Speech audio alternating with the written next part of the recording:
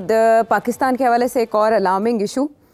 वैसे कहा जाता है कि पाकिस्तान के पास एक्सपोर्ट्स नहीं है, लेकिन हमने एक और सिन्फ ईजाद की है एक्सपोर्ट्स की। हम अब गदागरी एक्सपोर्ट करते हैं सिर साहब गदागर एक्सपोर्ट करने में अब हम सफ़े अव्वल में शुमार होते हैं। और मलेशिया में बैगर्स पकड़े गए 80 के करीब, उनमें से 77 का ताल्लुक पाकिस्तान से था।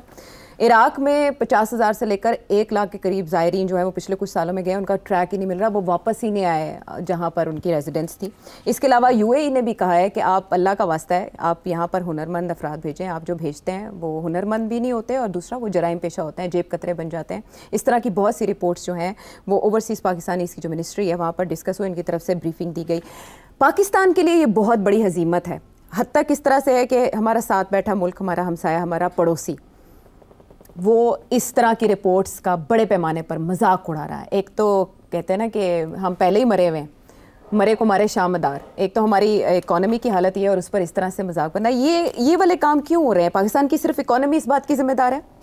आयशा, जहाँ बेरोज़गारी होगी, जहाँ क्राइम इतनी ज़्यादा होगी, तशद्दुद इतना होगा, वायलेंस होगा, जिस सोसाइटी में कॉन्फ्लिक्ट होगी, महंगाई होगी, लोग छोड़ेंगे उस मुल्क को और कोशिश करेंगे बाहर निकल के अपनी कुछ ना कुछ करें, यहाँ से भागें, यहाँ से भागें। इसीलिए लोग भागते हैं। तारीख़ में माइग्रेशंस जब हुई हैं तो इसीलिए हुई हैं, जहाँ वो रहते थे वहाँ खाने पीने के लिए कुछ गुंजाइश नहीं रही थी, स्केर्सिटी हो चुकी थी। सारी तारीख़ इंसान की ही है कि मूवमेंट, माइग्रेशंस, हिस्ट्री में जो माइग्रेशंस हुई हैं एंशिएंट टाइम से लेके अब तक। इसीलिए वो कहते हैं कि इंडो जर्मैनिक रेसेस, आर्यंस आए, फिर माइग्रेशंस होती रही हैं, और वो इसीलिए होती रही हैं कि वो सेटल करते हैं कहीं, फिर वहाँ टाइट हो जाती है रिसोर्स के साथ जो तल्लक है, कि फिर वहाँ से आगे मूव करते हैं। दिस इज़ वाई ईरान के और मेसोपोटामिया से लेके सेंट्रल एशिया से लोग ले माइग्रेट करते करते कबाइले पाकिस्तान आए, फिर इधर से आगे गए and so on. That is how migrations take place, and they take place in search of employment, in search of livelihood, in search of security. तीनों चीज़ें होती हैं। तो अब वही सिचुएशन ये है कि तीनों जो सिचुएशंस हैं वो पाकिस्तान में मौजूद हैं। ना सिक्योरिटी है, ना एम्प्लॉयमेंट है, ना मुलाजमत और एम्प्लॉयमेंट नहीं है, और ऊपर से गुर्बत और महंगाई इतनी ज़्यादा है। तो फिर लोग रिस्क लेते हैं। अब ये जो जिन्हें अब आप कहते हैं बोट पीपल, ये कौन है बोट पीपल? ये कौन लोग हैं जो 50,000 आप कह रहे हैं इराक के अंदर डिसअपीयर कर गए, ज़ायरीन के रूप में गए? और अब जाते किस तरीके से हैं? 3 तरीके हैं। एक ये इलीगल बोट्स के ज़रिए कि कराची से किश्ती में बैठे निकल गए दुबई, दुबई से निकले इधर चले गए टर्की से निकले गए इधर से ऑस्ट्रेलिया की तरफ निकले, थाईलैंड मलेशिया की तरफ निकले, वहाँ से क्रॉस किया। और तो ये बोट पीपल हैं। दीज आर पीपल हु इतनी बड़ी रिस्क लेते हैं कि बोट्स के अंदर बैठ के समंदर में, और मारे जाते हैं। फिर भी जो लोग, आपका ख्याल है जो इटली में पहुंचे हैं वो कैसे पहुंचे हैं? वो यूरोप में कहीं पहुंचे, वहाँ से बोट्स ली और बोट्स लेके illegally cross the border and come into Turkey and so on, into Italy and so on. तो these are people who are desperate. इनको कुछ नज़र नहीं आता कहीं भी, और वो बेचारे निकलते हैं अपने ख़ानदान के लिए, अपनी फैमिली के लिए कुछ कमाने के लिए। तो अब इनमें से ज़्यादातर वही हैं जो अनएम्प्लॉयड हैं, जो अनएजुकेटेड हैं, लेबर क्लास। क्योंकि पढ़े लिखे लोग जो हैं वो इस किस्म की रिस्क नहीं लेते। वो कोशिश करते हैं कहीं भी जॉब मिल जाए, जिस किस्म का भी जॉब मिल जाए, तो बैठ जाते हैं। पढ़े लिखे लोग जो हैं वो लीगल तरीके से जाते हैं। जो अनएम्प्लॉयड, गरीब और डेस्परेट लोग होते हैं वो फिर, और क्रिमिनल्स जो होते हैं वो फिर हर किस्म की कोशिश करते हैं कि निकलने यहाँ से। तो that is where this illegal thing comes from. अब ये बेगर्स का जो आपने इशू किया, अब बेगर्स जो हैं ये कोई वीज़ा लेता है ज़ियारत का, कोई वीज़ा लेता है उम्रा का, कोई किसी को टूरिस्ट वीज़ा लेके चले जाते हैं और पैसे देते हैं ये एजेंट्स को कि हमें वीज़ा दिलवा दें। एक दफ़ा पहुंच गए ऐसे होते तो फिर उस पर गायब हो जाते हैं। They become illegal immigrants. ठीक। और जब इलीगल इमिग्रेंट्स होते हैं, जब वो जॉब्स के लिए जाते हैं तो वो तो कहते हैं दिखाओ अपनी लीगल स्टेटस, और लीगल स्टेटस होता नहीं है तो फिर या वो इलीगल काम करते हैं, और वो इलीगल काम पाकिस्तानियों के लिए करते हैं, इंडियंस के लिए करते हैं, अरबों के लिए तो नहीं, अरबों तो हायर नहीं करेंगे कभी तो। और या वो बेगर्स सड़क पे आ जाते हैं। जी। आप यकीन करें, यहाँ एक सर्वे हुआ था बेगर्स का, कराची में 10 साल पहले। अच्छा। कि ये बेगर्स कमाते कितना है, पता है आपको क्या रेट्स हैं? नहीं, मुझे आइडिया नहीं है। मुझे सिर्फ सरगोदा वाले एक शख्स की रिसेंट, आपने शायद स्टोरी सुनी हो, वो सड़क पर बेहोश मिले गली में, मोहम्मद शख्स थे और उनकी जेब से 5 लाख रुपए बरामद हुए। जब मजीद इन्वेस्टिगेट किया गया तो पता चला कि उनके पासपोर्ट के ऊपर सऊदी अरब के कई वीज़े लगे हुए। आप बोलिए, 10-12 साल पहले कराची के अंदर एक सर्वे हुआ था। अच्छा। एक NGO ने किया था। पता ये चला कि कराची के अंदर जो एवरेज दिन की कमाई है एक बेगर की, अच्छा, वो 1000 रुपये है।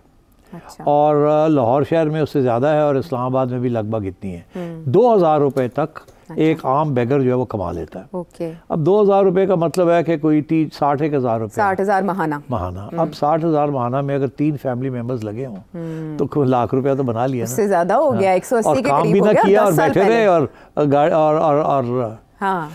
और रमज़ान से पहले ये बढ़ जाता है, बिकॉज लोगों को उस वक्त हमारी जो ट्रेडिशन है मुसलमानों की कि वो पैसे देते हैं रमज़ान के वक्त, तो वो भी एक्सप्लॉइट करते हैं। तो मैं ये समझता हूँ कि begging is now becoming a business, is becoming an employment. अभी यहाँ एस्टिमेट किया गया कि आप यकीन नहीं करेंगे जो फिगर है कि पाकिस्तान के अंदर कितने बेगर्स हैं। गेस करो कितने होंगे? अंदाज़न नहीं, मेरा अंदाज़ा इसलिए नहीं है, मुझे एक सिग्नल पे कोई 8 से 10 दिखाई देते हैं। जो मेरे पास जो फिगर है, it's unbelievable. nearly 20 million all across Pakistan. 2 crore के करीब तो वो लोग हैं जो बेगिंग किसी न किसी स्टेज पे उन्होंने बेगिंग की है कि नहीं की। अच्छा। तो अब अगर इनमें से 1 मिलियन जो है बाहर चले जाते हैं तो पता भी नहीं चलता, उनकी फैमिली में और निकल आते हैं। तो अब बात यह है कि this is a very serious issue. This issue arises in countries where the economic growth is low, education levels are no, literacy is low, jobs are not available and people turn to crime और begging. Okay. तो ये this is way we are right now. आपने 70 लोगों की बात की, UAE में वो कहते हैं कि 96% जी जो पकड़े गए हैं वो पाकिस्तानी है, जो क्राइम में या बेगिंग में जी 96%, मतलब सारे ही। हालांकि वहाँ तो रूल्स हैं और ये वायलेट करते हैं उसके बावजूद और बहुत बहुत बड़े वहाँ एमिरेट्स के अंदर महाज बन रहा है अगेंस्ट पाकिस्तानी। मैंने एक प्रोग्राम किया था, मैंने बताया था कि ये अपनी जगह पे बेगिंग और ब्रेकिंग द क्राइम। अब एक नई ड्रामा शुरू हो गया, पोलिटिसाइजेशन। पाकिस्तान की पॉलिटिक्स जो है ये भी साथ ले जाते हैं वहाँ, और उन मुल्कों में जहाँ उन्होंने पॉलिटिक्स बैन की हुई है बिल्कुल, बिकॉज वो टूरिज्म पे डिपेंड करते हैं और स्टेबिलिटी पे डिपेंड करते हैं। वो पॉलिटिक्स है ही नहीं उस मुल्क में, बिकॉज वो या मोनार्कीज़ हैं या डिक्टेटरशिप्स हैं, वहाँ कोई पॉलिटिक्स इज़ नॉट अलाउड। ये यहाँ की पॉलिटिक्स, यहाँ की PTI एंड PPP ये अपनी पॉलिटिक्स उठा के वहाँ ले जाते हैं और वहाँ फिर एहतजाज भी करते हैं, डेमोन्स्ट्रेशन भी करते हैं, और उन्होंने वार्निंग्स भी दी हैं कि अगर आप ये काम यहाँ करेंगे हम आपको फेंक देंगे, बाज नहीं आते। वो मतलब है कि इस किस्म की सिचुएशन रिस्क लेते हैं हर तरह का। और फिर अब ये है कि जब भी आयशा कहीं भी किसी मुल्क में भी, यूरोप में ख़ासूसन कोई क्राइम होती है ना जी, 9/11 जब हुआ था तो उसके बाद जो भी क्राइम होती थी ना, तो डर ये लगता था कि ये, पहले डर ये लगता था कि ये मुसलमान होगा, दूसरा डर ये लगता था कि ये इराक, सीरिया, अफगानिस्तान इस किस्म की जगह से या अरब मिडल ईस्ट से कोई ना कोई होगा। अब जब भी कोई क्राइम होती है जिसका तल्लुक, क्राइम का तल्लुक कोई इस्लाम वगैरह के साथ है या मज़हब के साथ है, तो सबसे बड़ा शक ये पड़ता कि ये पाकिस्तानी ना हो, बिकॉज वो पाकिस्तानी हर जगह पे ज़्यादा मिलिटेंसी शो कर रहे हैं जी। तो ये इस्लामी फोबिया जो हो रहा है यूरोप में, जिसकी वजह से वहाँ गवर्नमेंट्स तब्दील हो रही हैं, इलेक्शन रिजल्ट्स चेंज हो रहे हैं, राइट विंग आ रही है अंदर इनटू पावर, उनका सबसे बड़ा जो है वो यही इस्लामी फोबिया है। और आप पहले इस्लामी फोबिया में अरब नेशंस वर इन्वॉल्व, वो कहते थे ये सलाफी हैं, ये वहाबी हैं, ये एक्सट्रीमिस्ट हैं। अब Pakistanis are coming into the limelight. तो दिस इज इसका ये मतलब है कि ये जो रास्ते पहले हमारे लिए बंद हो रहे हैं और भी बंद होंगे। आखिरी बात मैं ये करना चाहूँगा, वर्क एथिक्स की भी बात, नर्सिस ने जो उधर, अब नर्सिस कैसे, क्या प्रॉब्लम है नर्सिस का, वो ये है कि इनकी यहाँ जो तालीम, जो ये सर्टिफिकेट लेते हैं जाली हैं जी, वो जाली सर्टिफिकेट्स हैं, या वो फज्ड सर्टिफिकेट्स हैं, या वो फेक सर्टिफिकेट्स हैं, या मतलब सिफारिशें लगवा के नंबर लगवाए हैं, या चीटिंग करके की है, कोर्सेज पूरे नहीं किए, सर्टिफिकेशन ले ली और यहाँ आसानी से मिल जाती है। आपको पता ही है जो हमारी डिग्रीज़ का हाल है, जाली डिग्रियाँ भी बिकती हैं यहाँ, और वो डिग्रीज़ लेके और ये नौकरियाँ ले लेते हैं, वहाँ जब पहुँचते हैं तो वहाँ they not up to the job और वो सर पकड़ के बैठ जाते हैं। या अब नर्सिंग इस, आपको पता है कि one reason why medical tourism is taking of in Thailand and in India. Medical tourism क्या होती है? मेडिकल टूरिज़्म ये है अच्छे अस्पताल, सस्ते अस्पताल, top quality doctors, and finally most important if not nursing, quality of nursing, post operation care. हमारे यहाँ सर्जन्स भी अच्छे हैं, डॉक्टर्स भी अच्छे हैं, हॉस्पिटल्स जो प्राइवेट सेक्टर में इतने बुरे नहीं हैं, मगर जो नर्सिंग क्वालिटी है it's not up to the mark. जो ज़्यादातर जो फिक्र होता है वो ये होता है कि पोस्ट ऑपरेशन जो प्रोटेक्शन चाहिए आपको वो from nursing, because nurses take care of you in the post operative period, वो बड़ी कमज़ोर है हमारी। They are not up to the mark. कोई हो जाए कुछ, they can't deal with the situation. बाहर आप जाए तो the nurses are highly qualified. I can vouch for it. मैं तो खुद वहाँ के हॉस्पिटल्स में चक्कर कभी कभी लग जाता है।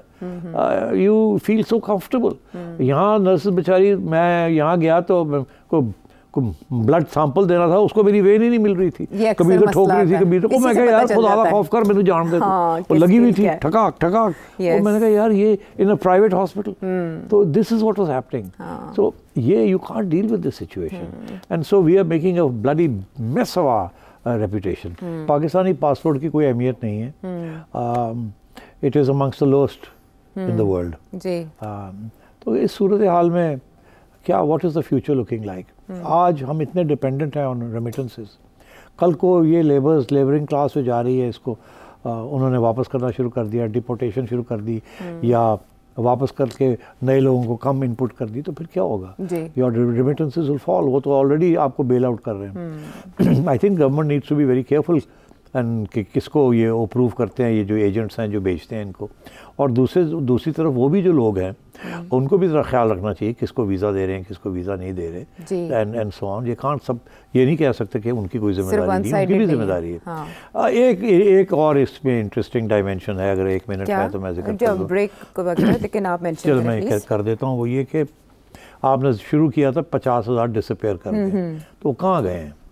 वो सस्ती लेबर कर रहे हैं बेचारे, कैदियों से भी बदतर जिंदगी है। अच्छा, बहुत कम से बहुत से अब इराक और सीरिया में चले गए जी, और वहाँ वो मुख्तलिफ आर्म तंजीमों को ज्वाइन कर रहे हैं, और वहाँ वो एज मर्सनरीज उनको पैसे मिलते हैं एज मर्सनरीज। यहाँ बहुत सीरियस एलिगेशंस हैं।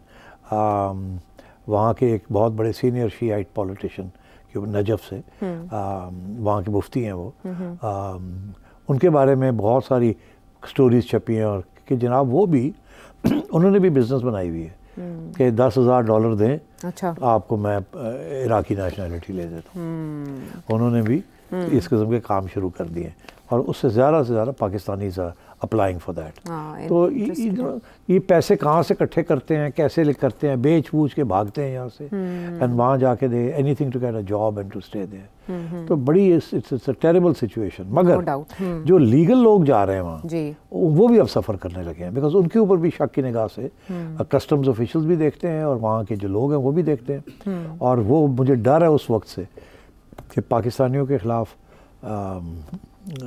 इस्लामोफोबिया तो हमने सुन ही लिया है, पाकिस्तान फोबिया भी इंट्रोड्यूस ना हो जाए।